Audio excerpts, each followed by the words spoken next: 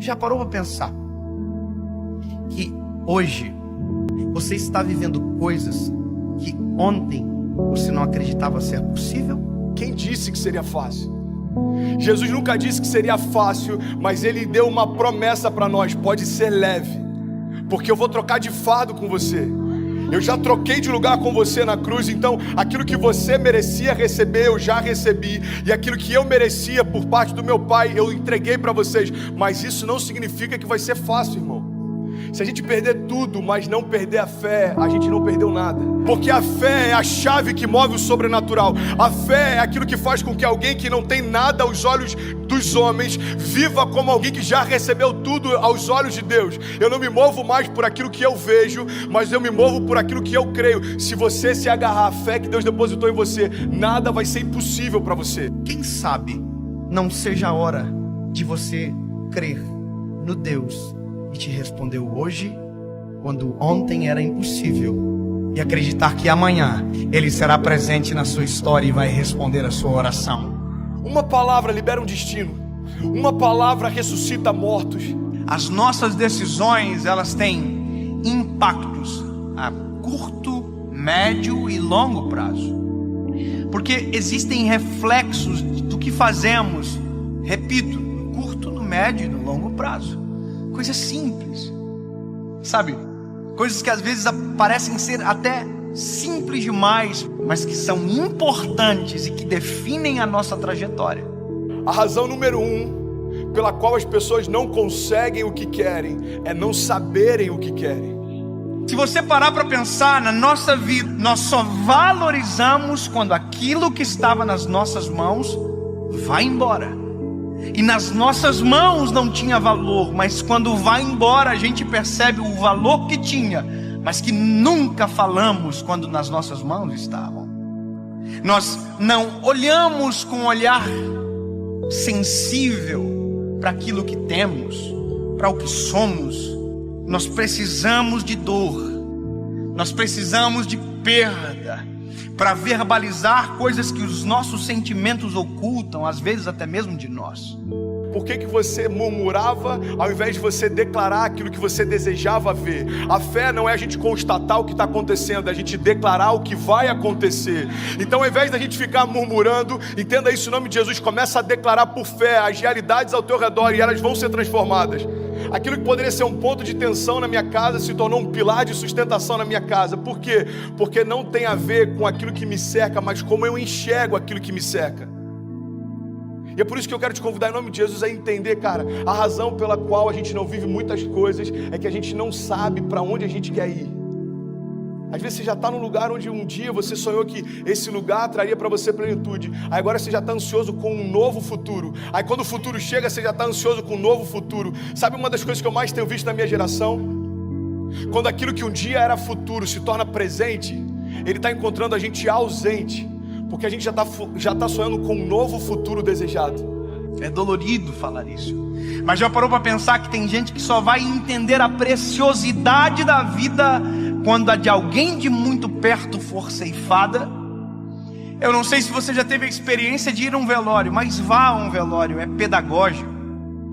Você sai do velório muito mais amoroso, você sai do velório muito mais sensível, muito mais grato. Você agradece o ar que respira quando descobre que a pessoa que está no caixão faltou o ar para viver. Você valoriza o coração que bate no peito. Você valoriza a esposa que você tem. E às vezes só se valoriza quando perde. Você verbaliza, às vezes, palavras fora de hora. Vá a um velório onde alguém que perdeu o pai e que nunca disse que o amava, para você ver a dor que é. Ele abraça o caixão, ele grita: eu te amo! Mas essa palavra não surte mais nenhum efeito, porque quem precisava ouvir não ouve mais. Porque tem coisas que só valem enquanto há tempo, fora de tempo não vale mais. O seu posicionamento define os seus limites. Sabe, isso está ligado à tua fé, isso está ligado à tua família, isso está ligado ao teu chamado. O teu posicionamento define os seus limites. Tem milagres que você está esperando que aconteçam, mas você não deu os primeiros passos de fé para que eles se realizem.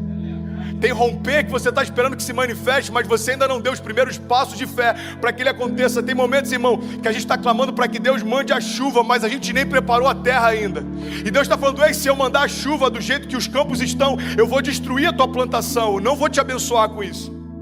É Deus falando: ei, se prepara para receber aquilo que eu quero derramar, se prepara para receber aquilo que eu vou derramar sobre você. Você precisa se posicionar na direção do teu milagre.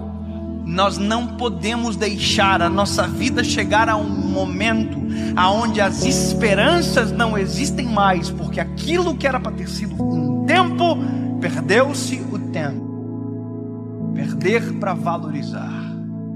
Nós não precisamos disso. Nós não precisamos, deixar ir embora para perceber a importância que tinha quando estava perto. Alguém que não é rei ainda, mas já se porta como tal, está preparado para assumir o trono. Você quer um exemplo claro? Deus unge Davi. Davi era improvável, Davi era desconhecido, Davi até para o seu pai e para os seus irmãos era invisível, mas a partir daquele dia, aos olhos de Deus, Davi já estava no trono. Só que aos olhos dos homens, olha para mim em nome de Jesus, como demorou um período entre a unção de Davi e Davi assumir o reinado. Aos olhos dos homens, os homens olhavam para o trono e viam Saul. Aos olhos de Deus, o trono estava vazio, irmão, porque o rei que era por direito ainda não havia se assentado lá. Ei, Deus está falando: tem tronos que você está olhando e parece que estão ocupados, aos meus olhos já foram esvaziados. Não se mova por aquilo que o homem vê. Eu não vejo como o homem vê. Talvez você está olhando para uma situação e ela parece intransponível. Jesus já está olhando lá na frente e já foi vencida. E ele está falando: ei, você está preocupado por conta dessa crise? Eu conheço o teu futuro. Eu sou aquele que, eu não tenho, entendi isso, irmão. Jesus, ele não está na eternidade, a eternidade está em Jesus. Então ele conhece a eternidade passada, a eternidade futura. É por isso que algumas crises para os céus não fazem sentido, porque às vezes uma crise financeira abate a gente, mas Jesus já sabe o que está te esperando na estação seguinte. E ele está falando para a gente nessa manhã: ei, você está preocupado por conta dessa crise? Filho, eu desenhei a tua história, eu sei aonde você vai, fica tranquilo. Pare de reclamar daquilo que você ainda não se moveu para viver. Pare de reclamar do resultado de escolhas que você não fez. Para você viver a vida que você deseja, você precisa abrir mão da vida que você leva.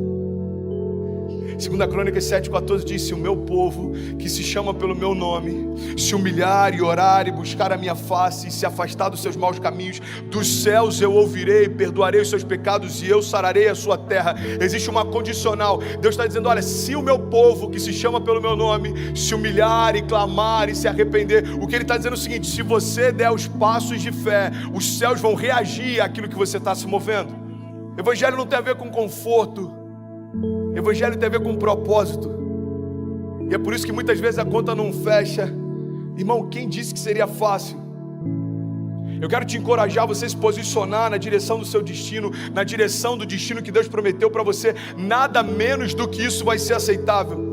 Salmo 126, versículo 5 diz: aqueles que semeiam com lágrimas, com cantos de alegria colherão. Aquele que sai chorando enquanto semeia, voltará com cantos de alegria, trazendo seus feixes.